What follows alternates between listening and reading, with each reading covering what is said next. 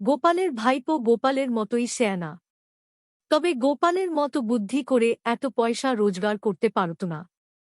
মহারাজ কৃষ্ণচন্দ্রের আর্থিক আনুকূল্যে গোপাল পাকাবাড়ি তুলেছিল, কিন্তু তার ভাইপোর পক্ষে তখনও পাকাবাড়ি তোলা সম্ভব হয়নি। কুঁড়ে ঘরেই বাস করতে হতো তাকে। লোক দেখানো বুদ্ধি কম থাকার জন্য পয়সা রোজগার করত কম। গোপাল একদিন তার পাকাবাড়ির ছাদে দাঁড়িয়ে গড়গড়া টানতে টানতে তার ভাইপোকে ডাক দিয়ে বলল, ওরে হাবু, এই অসময়ে বাড়ির ভেতর বসে কি করছিস রে?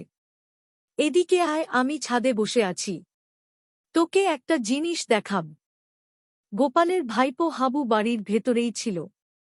গোপালের ডাক শুনতে পেয়েও সেদিন বাড়ির বাইরে বেরোয়নি বা গোপালের ডাকে সাড়াও দেয়নি।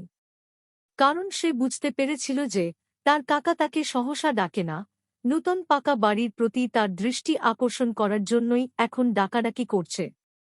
নইলে যে কাকা সচরাচর কোনো খোঁজ নেয় না, সে কেন দরাজ গলায় ডাকছে এই অসময়ে? গোপাল কাকার খোঁজ নেওয়ার কোন প্রয়োজন ভাইপোর নেই। ভাইপো এই সিদ্ধান্ত মনে মনে নিয়ে নিঃসাড়ে চুপচাপ রইল। গোপালের কথায় কান দিল না বা ছাদে গেল না। এই ঘটনার প্রায় 2 বছর পরে গোপালের ভাইপো নিজের চেষ্টায় পাকাবাড়ি তৈরি করল, অনেক কষ্টে টাকা রোজগার করে। তার নতুন পাকাবাড়ির ছাদে দাঁড়িয়ে সে গোপালকে বললে, ও গোপাল কাকা, 2 বছর আগে ছাদে দাঁড়িয়ে আমায় যেন কি বলেছিলে?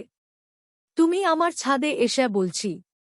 গোপাল সেদিন বুঝতে পারল যে তার ভাইপো বোকা নয়, তার মতোই শেয়ানা হয়েছে দেখছি।